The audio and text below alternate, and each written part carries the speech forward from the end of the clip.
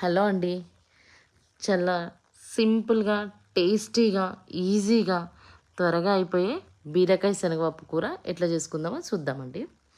ఒక బాండీ పెట్టేసుకొని, బాండీలో 3 స్పూన్ల ఆయిల్ ఏసుకొని, అది బాగా వేడెక్కాక దాంట్లో జీలకర్ర ఆవాలు ఏసుకోవాలి.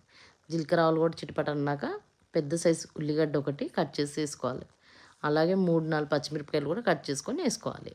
ఉల్లిపాయలు, పచ్చిమిర్చి కొంచెం ఫ్రై అయ్యాక 2 చిన్న సైజు మెంతం కూర కట్టలు కూడా కట్ చేసి ఆనియన్స్‌లో ఏసి ఫ్రై చేసుకోవాలి.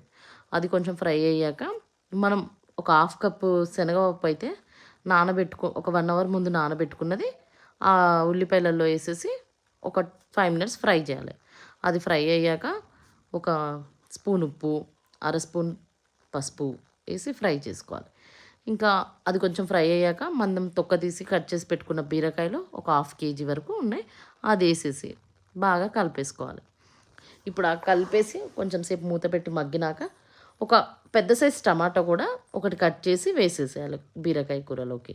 దాంతో పాటే కారం కూడా వేసేసేయాలి. నాది మసాలా కారం నేనేసింది 2 స్పూన్లు వేసాను. దాంతో పాటు ఇంకెటువంటి మసాలా వేయలేదు. అందులోనే మసాలా ఉంటుంది కాబట్టి ఆ మసాలా కారంతోనే కూర టేస్ట్ సరిపోతుంది. ఇంకా దాన్ని మూత పెట్టేసి ఒక 10 నిమిషాల వరకు సిమ్‌లో పెట్టేసి మంచిగా మగ్గనిచ్చామనుకో బీరకాయ కూర చాలా ఈజీగా, టేస్టీగా ఉంటుంది. Thank you.